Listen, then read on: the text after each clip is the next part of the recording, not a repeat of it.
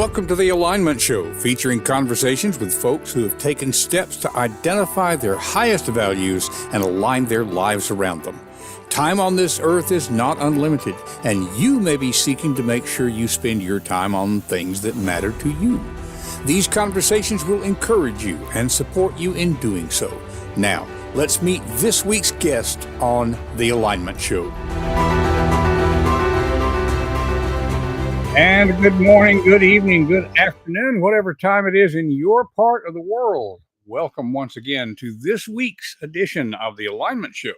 My name is Don King. I will be your host as usual, and I'm glad to have you with us here today as we talk about living your values to value your life. We didn't get finished last week. If you're a regular watcher or listener of the show, we had Jim Stovall on last week and didn't get halfway through and happened to have an opening this week. Jim graciously agreed to come back on. So we'll be bringing Jim up in just a moment. First of all, want to remind you about a couple of our sponsors. This episode is primarily sponsored by my books. Yes, I am a writer, and that's the primary thing I am these days, I suppose. I'm going to put a QR code up for those of you who are watching on video, and we'll have the link in the show notes. For everybody else, we can even say it out loud, donking.com. That's DONN, donking.com/books. I have written a series that's still in progress. 2 books out in the Sparklight Chronicles. There's The Way of the 3-Year-Old Why, and there's Medium Well. Both of these and the other, let's see, there's 2 more books that are in the pipeline right now, all business parables. That is, they use fiction in order to help teach nonfiction principles and lessons. So I hope it's a good story for you. Should be a good story that stands on its own. And then along the way, learn a few things that will be helpful to your life. Also want to tell you about SalesWise Live. We've talked about them before on here.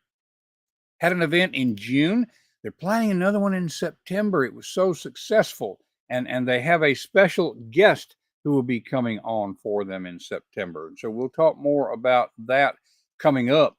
But I would encourage you to check out SalesWise Live, even if you're not in professional sales, if you're in any kind of business, if you do anything that involves building relationships, then this is something that would be useful to you.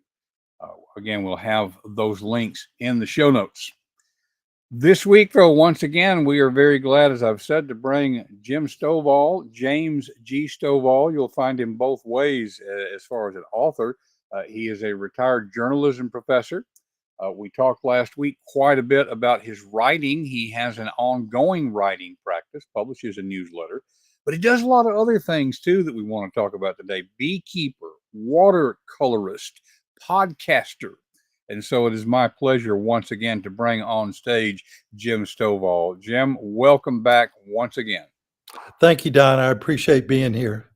Indeed, indeed. And I just realized a little techie thing I didn't do before we started. I'm going to swap our positions on the screen so that I can focus in on you like this on occasion. So that was easy. Yes, very simple, very simple. So I don't know if you've ever seen the most viewed TED Talk by Ken Robinson. A lot of us in education have seen that one, but he had the most viewed TED Talk. One of the few people who had the main stage at TED 3 different times.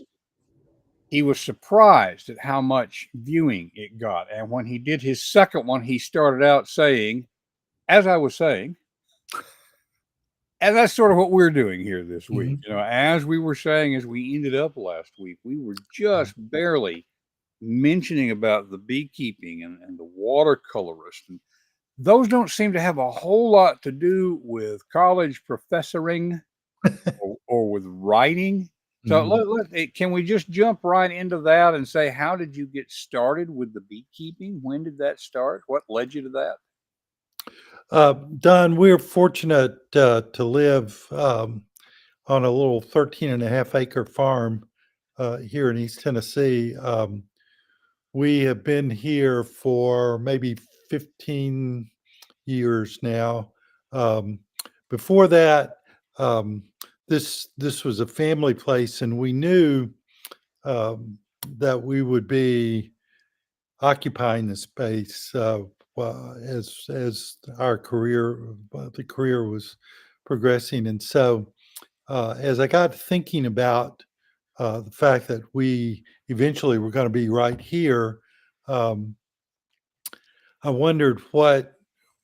I mean, I don't need 13 and a half acres. I wondered what could be done with it, and felt like that um, I needed to do something that was that was useful to the land and that sort of thing. Um, so this true story. We were living in Emory, Virginia. I was teaching up at Emory and Henry College. One evening, I walked into the den. My wife was watching Martha Stewart. The segment of Martha Stewart that happened to be on was about beekeeping.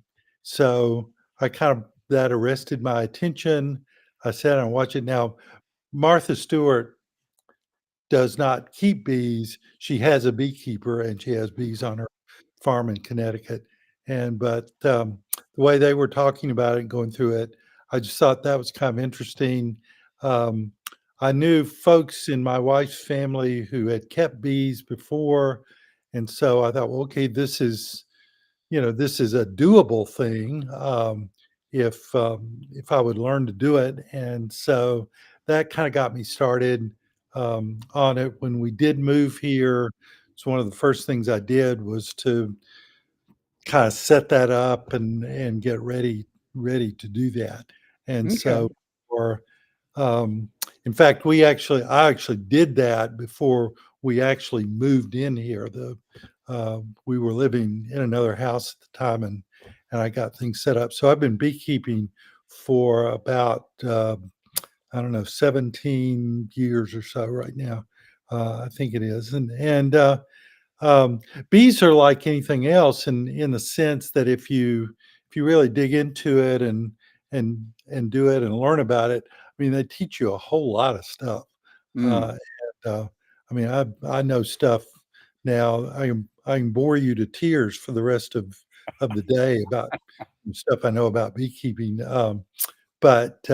Well, and There's stuff that runs counter to what a lot. I don't want to get you in trouble with the beekeeping community, but you're. I don't know that I'd say you're a contrarian, but you have some different ideas about beekeeping than a lot of what we would say traditional beekeepers have. well, yeah, and I mean, I, first of all, let me say there are a lot of beekeepers around where I live. There's a good association of beekeepers. They meet once a month. Um, they really have um, a community outlook. They want to encourage people to start beekeeping. They hold classes. I learned just an incredible amount of things about the techniques of beekeeping and that sort of thing from the Blount County Beekeepers Association. I really appreciate those guys, and I was very active in the association for quite a while. Um, as I progressed with it, I didn't I never mean to be a contrarian about things, but it began to occur to me that like anything else, like procedurally, the Blount County beekeepers had their and other beekeepers too had their way of doing things, Mm. you know. And there were certain things they did and certain things they didn't do, and certain things they didn't even talk about doing. And as I studied more about bees themselves, what they did, I began to diverge my thinking from what was kind of the traditional beekeeper mantra is that you do this, this, this, and this. I'm going, well, why do you do this? Why do you do these particular things? And if what I discovered, Don, is this is a great revelation for you. People are going to be astounded. We're all human beings, okay? Ah, Not bees, but the rest of us. We're okay. human beings, and so one of the things human beings like to do is to manage things. We like to kind of be in control, and we like to think that we are in control. And more as I thought about it, I thought, bees, we talk about domesticated bees. Mhm, Well, bees are no such thing as domesticated. Bees are wild animals.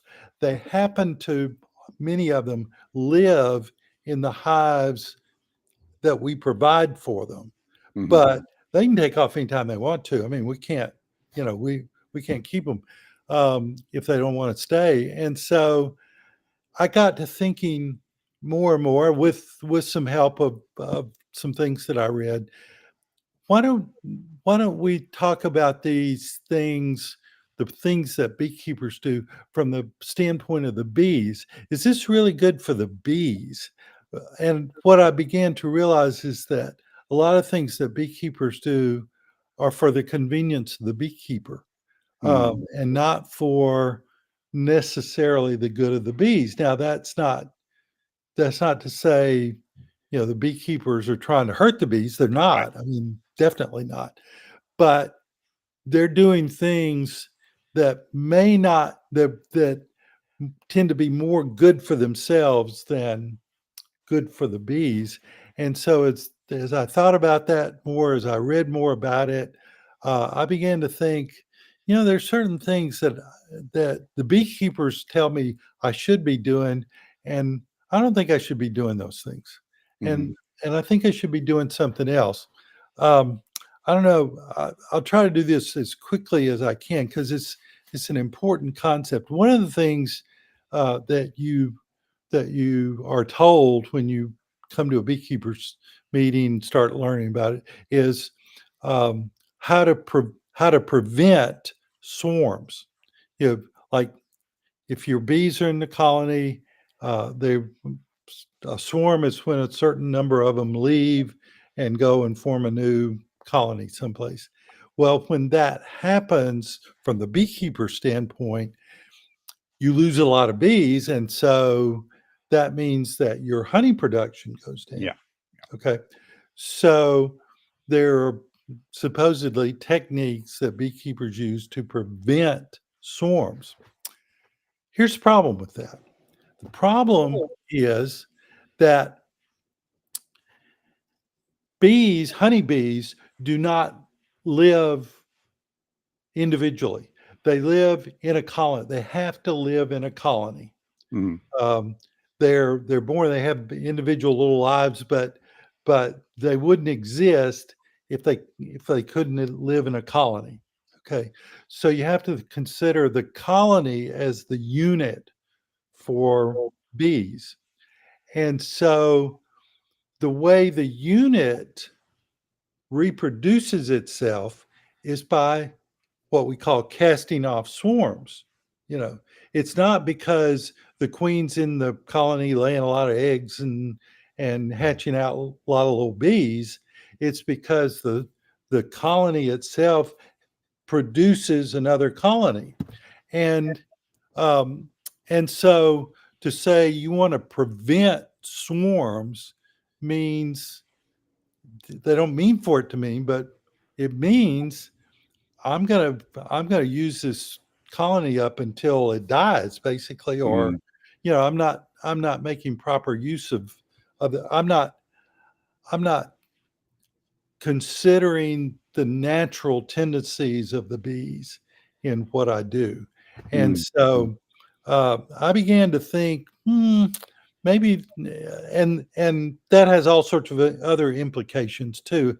And I won't go into those because kind of inside baseball talk, and people wouldn't people get bored silly if I talked about it too much. But that has a lot of implications about how you keep bees, what you do with them, what kind of colony you build for them, um, and the complete turnaround in my attitude, and I'm not the only one Right, who's right. trying to discover this, but the complete turnaround is I don't want to prevent swarms. I want to encourage swarms. Mhm.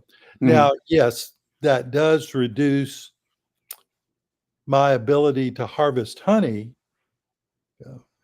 But you know something? The reason bees are on Earth, okay, is the same reason we're all on Earth, basically. I'll get to that in a minute. Bees are not on Earth in order to make honey. Yes. Bees are not on Earth in order to pollinate all our crops, which is what you hear about all the time. Mhm. As far as the bee is concerned, those things are peripheral, extraneous, accidental. That's not why we're here. Okay. The reason bees are here is the same reason why we're all here, to procreate, Mhm. is to continue the species. Yeah. So if I'm saying, okay, bees, here you are in my hive, you got to make some honey, go out and do it. you know um, and they're saying, no, wait a minute, that's not why we're here because we want to make sure that the species is continuing. And so I kind of got to think about that, and okay, the bees will make honey, they Mhm. will pollinate the crops. That's not why they're here. They're here in order to continue the species. Um, so that's kind of my thinking about it, and I don't think that's contrarian. It's just that I think over the years, beekeepers. I know over the because I read a lot about it over the years. Beekeepers. I mean, the reason beekeepers keep bees often to make honey. Now Mhm. we've got a system of agriculture, and kind of don't get me started on this, but um, that uses bees to produce crops Right. in ways that I'm not sure that's really sustainable. Yeah. Yeah. And so our thinking about bees is they're machines to make honey or to pollinate crops. And I'm trying to think, no, they're not. They're wild animals. They're part of an ecosystem. They're very necessary, and we need to think about it in those terms, not in what can the bees do for us. Right. What Right. can the bees do for everybody? Well, and let me probe this just a little bit because there's a principle that that cascades out to whatever any of us are doing. We're talking about purpose here, of course. And if let's see, how should we say this succinctly? And by the way, I was asking that in a provocative manner to begin with, because we're certainly not saying this is good beekeeper versus evil beekeeper, whatever. But Yeah, as you pointed out, a lot of beekeepers, their purpose is to use the bees to produce honey. There are other beekeepers whose purpose is to use the bees. Uh, we read about them, especially like out west, to where they truck them around in order to provide right. pollination. Um, your purpose is not to make a lot of money off of honey. It's not to make a lot of money Right. off of pollinating. Um, because you have a different purpose for Hmm. yourself as far as the bees are concerned, you deal with the bees differently. Hmm.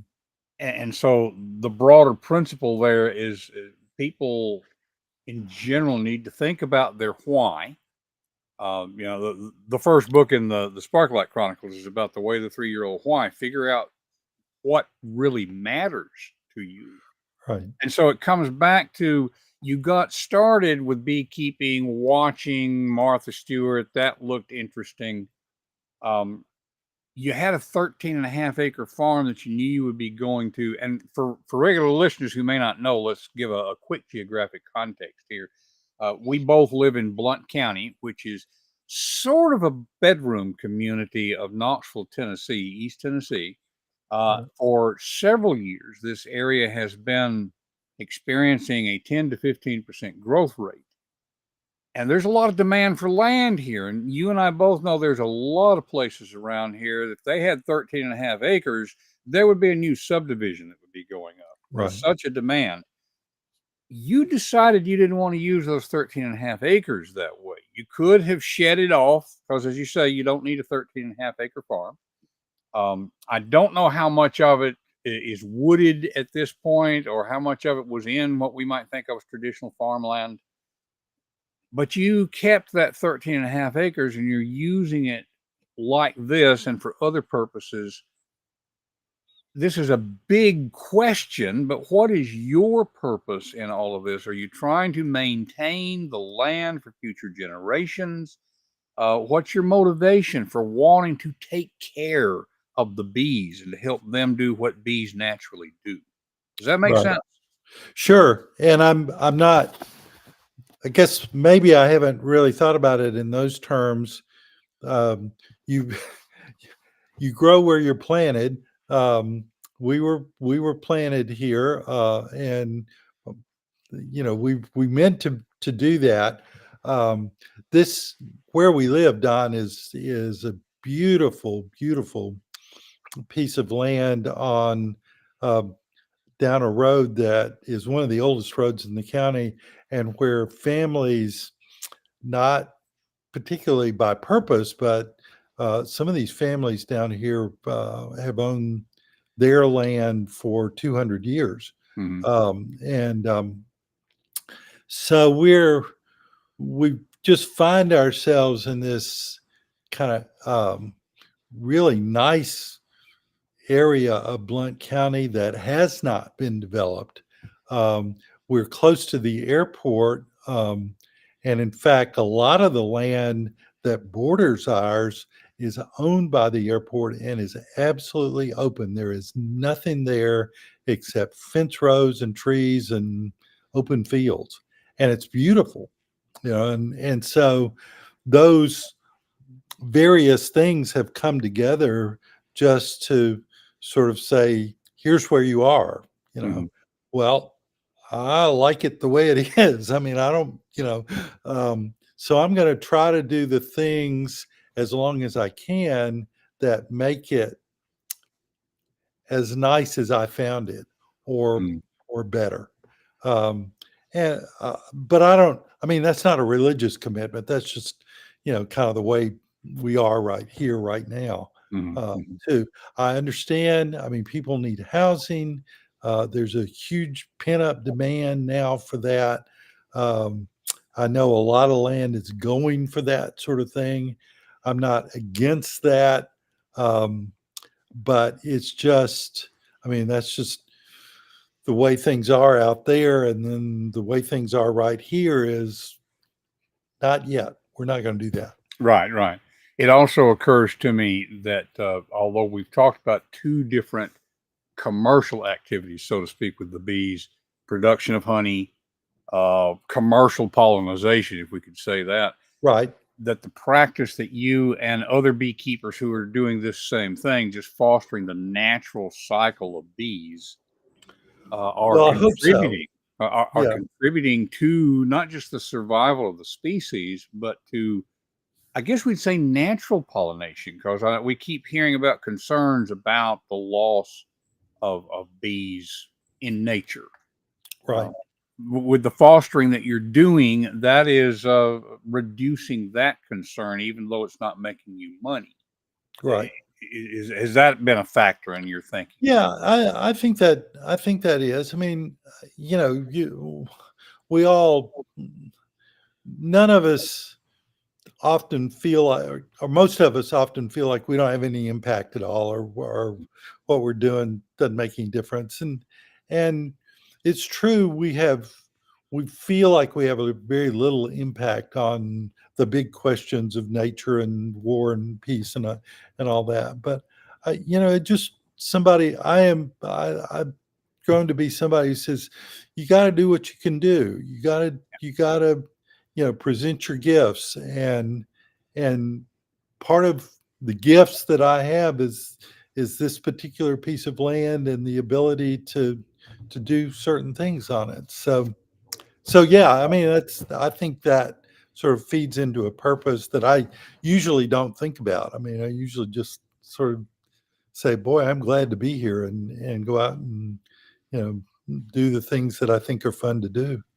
Well, and let's use that to jump into some of the other stuff here, because the beekeeping will have impact well beyond you and the farm. Your writing, of course, which we dug into last week, that can, there's a reason the Copyright Office grants copyright for life of the writer plus 70 years. Our writing can last. Um, does watercoloring fall into that same thing for you?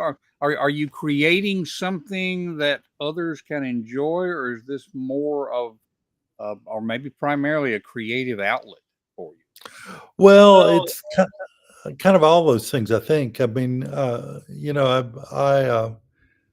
got into uh, doing watercolor 35, 40 years ago. Um, I think if I'm remembering this correctly, um, it was a Father's Day early in our marriage, and uh, I had said something to my wife. I always kind of like to draw and stuff like that, and I'd said something to my wife about, well, I like to try watercolor one of these days because I'd never really done that.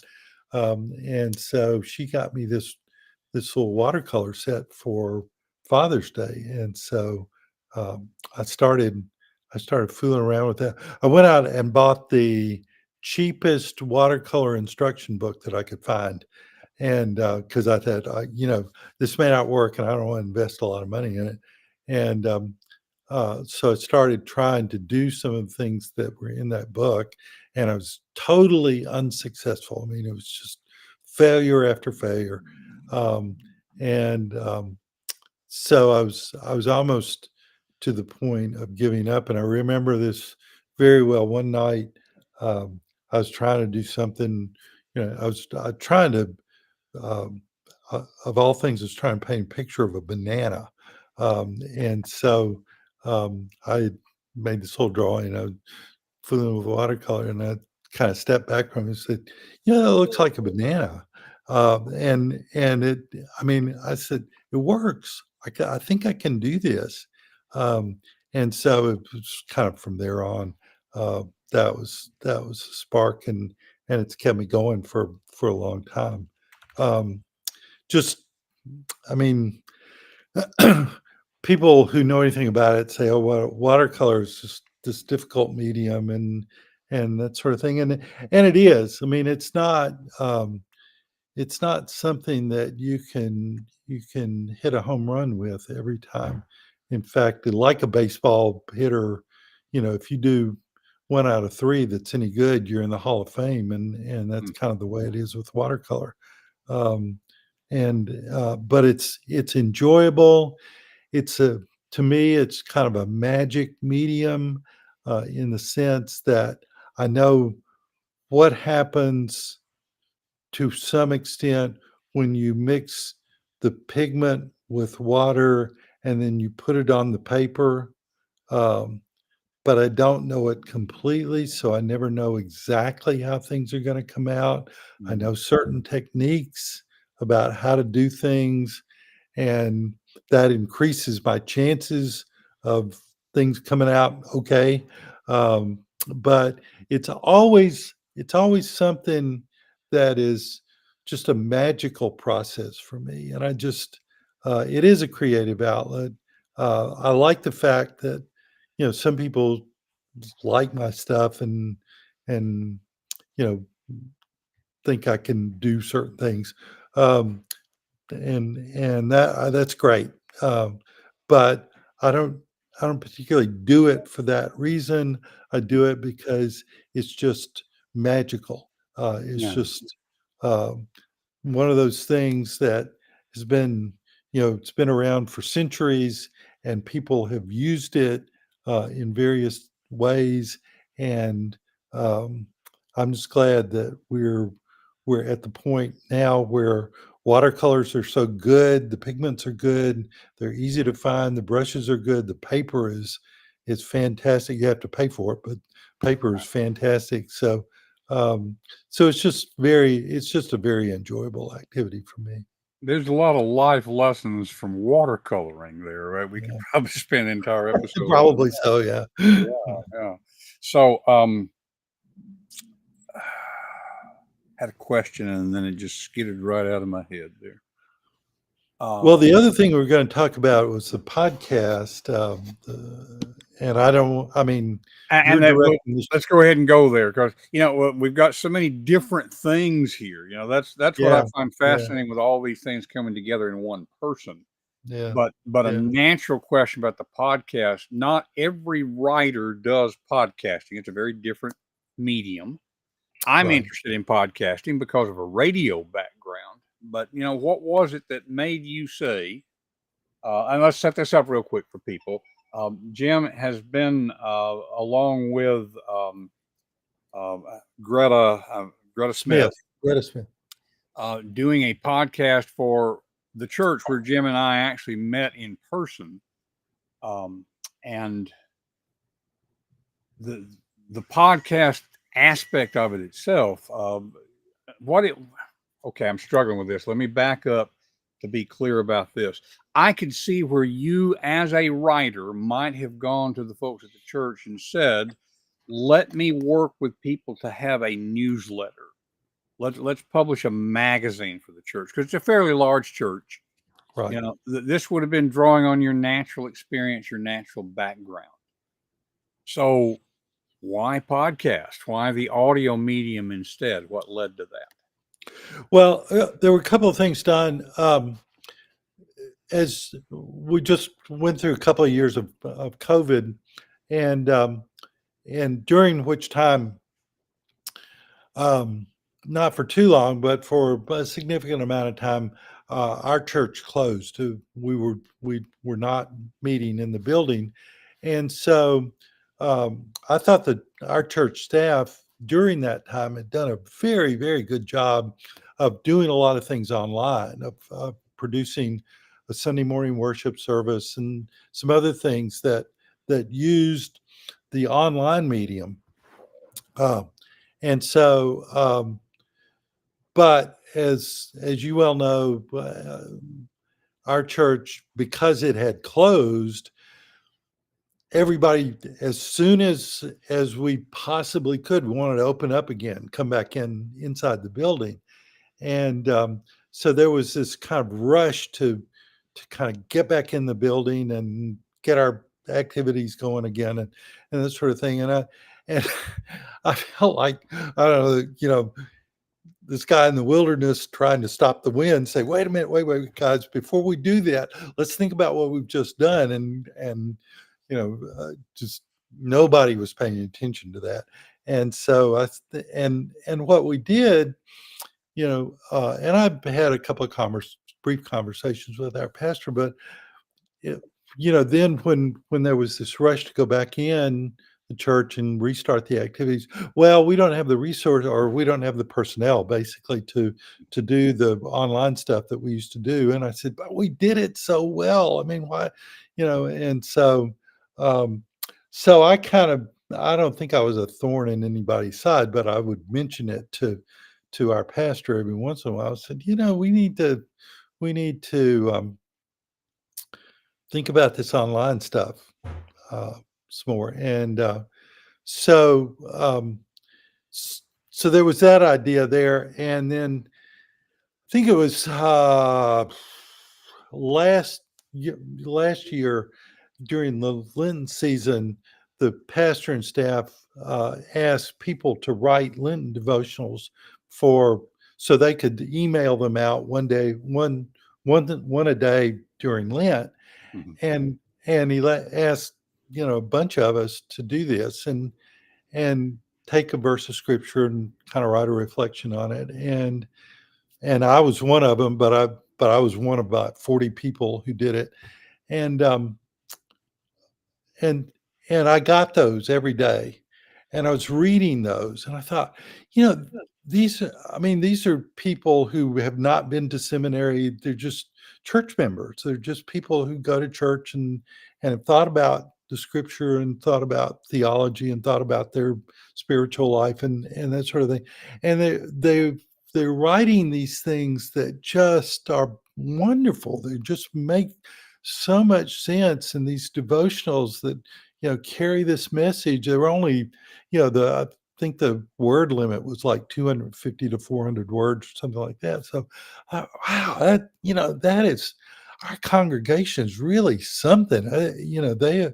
There's just all this depth there that I had never realized. So then, sometime last year, in the spring, the church council said, well, one of the areas that we want to develop is our online ministries. So pastor sent out an email and said, if anybody has any ideas, let me know. And I don't know, who, if anybody, came forward.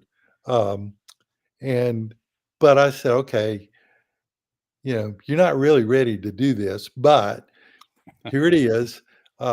So I made an appointment with him, went in, and I said, look, um, based on the fact that we went online once and I thought it was pretty good, based on the fact that there were these Lenten devotionals um, that I thought were just fantastic, and it came from lots of different people in the congregation.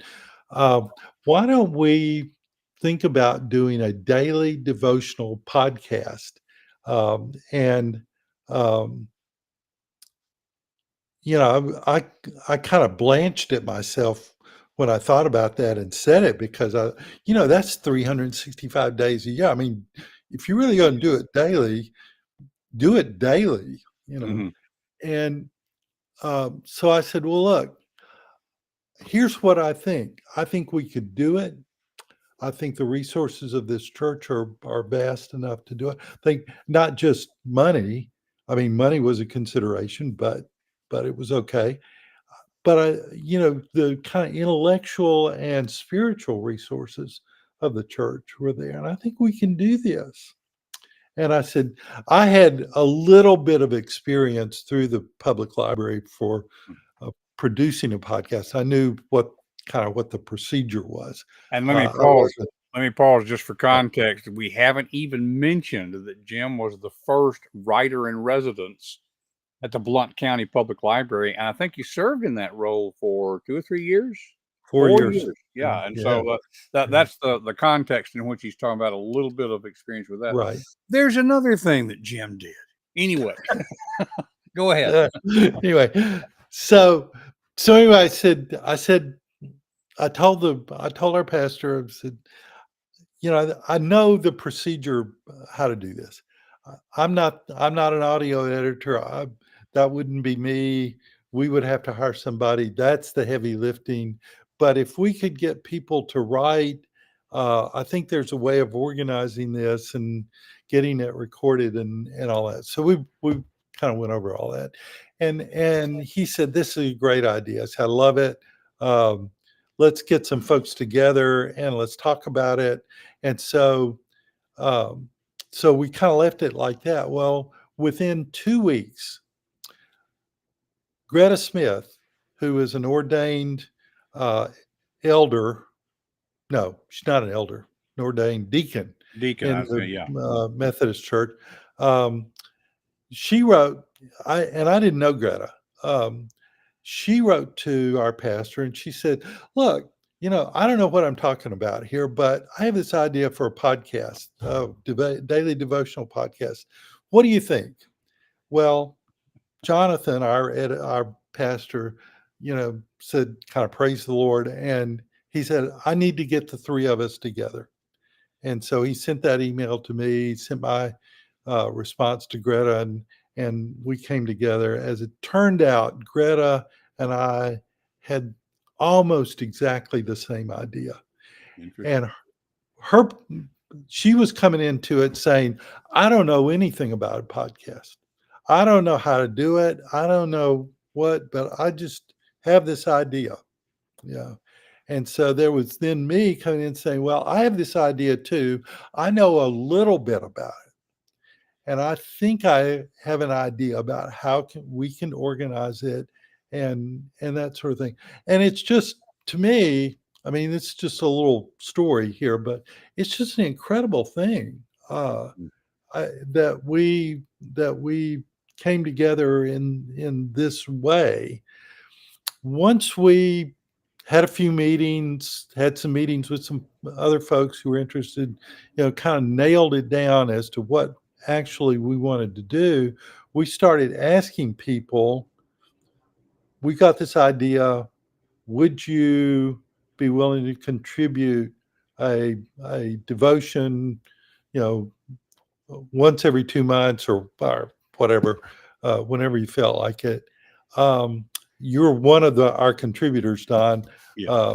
And it was just, I mean, Greta and I are still astounded by how not just positive the response was, enthusiastic, Mm. exuberant. People said yes. Um, and what do I need to do? How can I help? Um, and it's just not, it's just been, um, we've just kind of been bowled over by people who um, want to contribute to this. It's called Grace for All. I think you're putting up um, maybe a QR code. Anyway, The QR code I've got up there is to your website right now, okay. but we will make sure to include a link in the show notes to the podcast Okay. itself. Grace for All podcast. It's a daily devotional podcast that, yes, there is a different one every day. We have we started the daily last December at Advent. We passed 200 straight episodes now. And every day there's a different voice, a different person who's written the podcast. I think one of the unique features about this thing is there are a lot of daily devotional podcasts out there. Usually they're done by the same person over and over again, or they're done by some minister over and over. This is not ministers. This is congregants. This is people in a congregation who said, I've thought about this verse of scripture. Here's my story, or here's my reflection on it, that sort of thing. And uh, I just, uh, I just cannot believe kind of what we started. And Greta and I, whenever we can get together, we don't get together all that much, but we sort of look at it in awe and say, um, "Wow!" You know. So if you may have noticed how enthusiastic I am about this. Oh yeah, Uh, yeah, absolutely. and I mean, I'm really on fire about this idea. It's come together like I could never have believed to begin with. And I just think if you listen to the podcast, if you get into the habit of listening to it every day, then the day that you miss, you're really going to miss it. Yeah, Um, yeah, because it only lasts for about 3, 4, maybe 5 minutes. 5 minutes at most, usually. So, Yeah, yeah, and I have to say, of course, obviously, I'm a podcaster, but it's just me and a guest. I mean, it's from a production, and I'm just doing it once a week. From a production standpoint, this is not all that intense, and yet I spend about 3 hours a week on it. What you and Greta are doing are more like what publishers do. I mean, you are coordinating uh 30, 40 people about perhaps, 40 about 40 folks have contributed to it so far. and short episodes, but then that means multiple episodes every Right. day. You do have a professional audio editor in Texas who's working with you, which is great. He does a great job, and he makes me sound good. Um, but you're writing some of these, you're Mm. recording some of them. Right. There's a lot of time that's going into this. And Yeah. so you and Greta both, you jumped from, you didn't go through kindergarten for this, so to speak. I mean, you jumped straight to graduate school Yeah. for podcasting. Yeah. How, what are the challenges for continuing with it? You're getting a lot of satisfaction out of it, but what's the long Well, term here? yeah, and I mean, we have, as we just said, 40 people on our writers list now. Um, that's not all the people in the church who could do this. Mhm. And so we're kind of constantly looking to expand our writers list. Um, we have we have talked about, okay, Greta and I are the producers Yeah. of this, and we sort of alternate on months. She does one month, I do another month, and that sort of thing. And we try to stay 2 or 3 months ahead, so that we don't, get squeezed by it. Yeah. What we would like to do is develop people who can take over our job, Ah, um, and because one of these days, we're going to want to say we're done with it. But what my hope feeling is that this will, and I think it already has in some regard, become an integral part of the ministry of the church. mhm, Is that First United Methodist Church in Maryville, Tennessee. We do this, this, this, and this, and we also do this podcast. And we're not going to stop doing any one of those things. mhm, mhm, Uh, so, so that's, I think, where we're headed.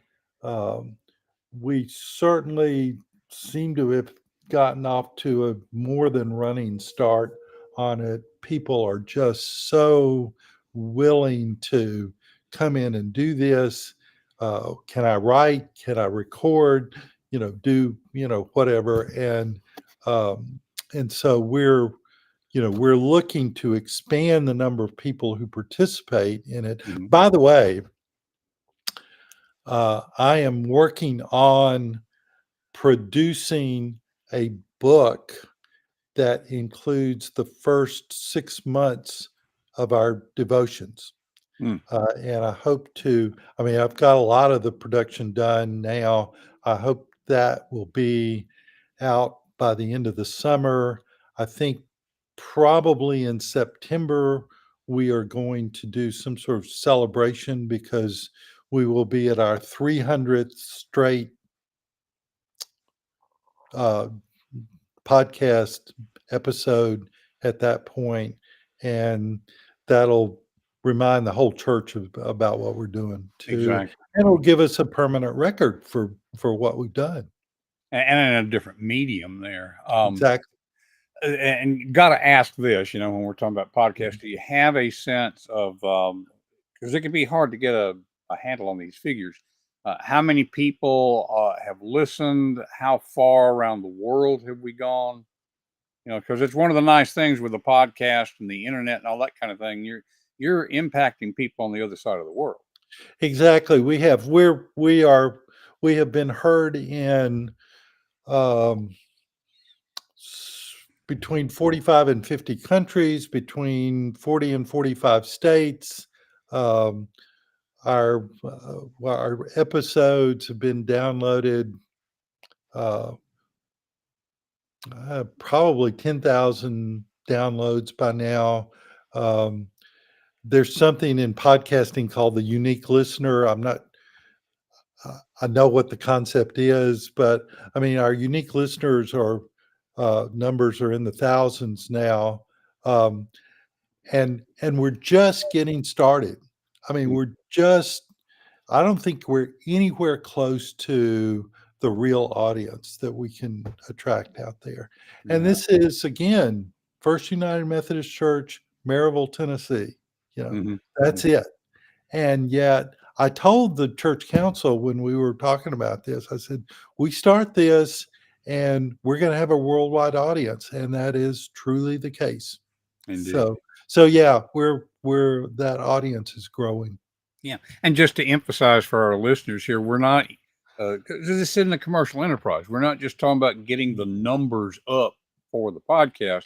It's about impacting so many lives. You're contributing to the Right. lives of so many people. Well, that's the thing, Don, I mean, I've said a lot of other stuff, but the really important thing is what the message of this podcast. It's a message of grace, Mm. um, and people need that. I Mhm. mean, people every day faced with the difficulties they're faced with need a message of hope and grace and love. And that's what this podcast is about. And yeah, it's interesting the procedures and what we did and all that business.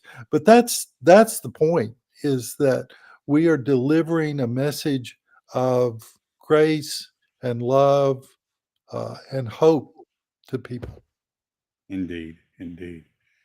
Well, Jim, we've done it again. I just enjoy these conversations so much. We've gone overtime here. So, Sorry.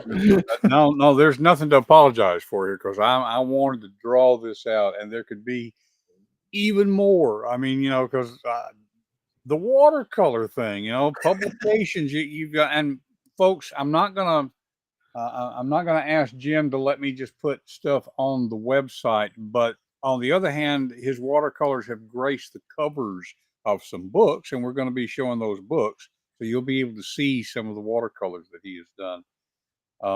Be sure and check the show notes. Different than most weeks, Jim, I haven't put a lot of QR codes and links and that sort of thing on screen while we've been talking. So, again, folks listening, folks watching, be sure that you go to the show notes at confidencecultivators.com, and we'll have links to Jim's website and to the podcast and just all the stuff that we can put out there. But once again, I want to thank you so much for being here last week and this week. Fascinating conversation. Uh, Encouraging to people out there who are pursuing their own values to value their own lives. I Right. appreciate so much the example that you provide. Thank you, Don. I appreciate your kind words, and I will remind you we need to get you interviewed on this show one of these days. That we came up with that idea last week, so uh, I'm gonna keep bugging you until that happens. That sounds like a good idea to me. We just need to find an interview. I've had an email, by the way. We mentioned Vince Vaughter last week, Right. and I said, "Would you be willing to do that?" He said, "Let me think about it. That's a big job." So I don't Ah, think come on, Vince. I don't think it's that big a job, but on the other hand, Yeah. I understand. So, in any case, well, let me get you in the green room for just a second, and I'll tell people about what's coming up. So, once again, thank you for being here. Thank you, Don. I really enjoyed it. So, folks, you see why I love doing these podcasts. I mean, we just have great conversations. I hope you enjoy listening to them. They are not just curiosity, although there's always that factor, of course, in anything like this. But I hope you hear some encouragement that, it's not so much I could become a beekeeper, but that people think about things they could do, things they want to do. And very few of us actually act on them. The guests that we have on the alignment show, they have taken some effort to bring their lives into alignment with their values. And we saw that with Jim Stovall. So I'm very glad to have Jim on here once again. Next week, we have somebody I don't know well, but she is the founder of a global connection company. Her name is Shannon Crotty, and believe she is. I'm trying to see. I think she's based in England, somewhere over there, and we're going to have a fantastic conversation with her as well. Uh, Subscribe. Go to confidencecultivators.com and subscribe so you can make sure that you find out about upcoming guests, show notes from past episodes. We are at, I think this is episode 68. So we're just really cranking along here. Nothing like what Grace for All is doing every day, but we're doing it every week. little reminder that we're going to take a hiatus in August. We're switching formats a bit. We're going to go to a recorded format. And so to prepare for that, we're taking August off. But we will be back if everything works out okay with the Alignment Show. And for sure, we're planning on being here next week to talk with Shannon Crotty. So regardless, I hope that you have found this to be worthwhile time. And we want to do everything we can to help support you in living your values so you can value your life. We'll see you next week on The Alignment Show.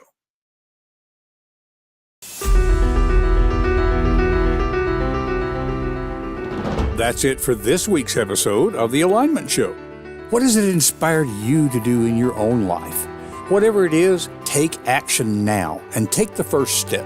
It will help you to talk with a friend about what you're thinking. Share confidencecultivators.com to spread the goodness.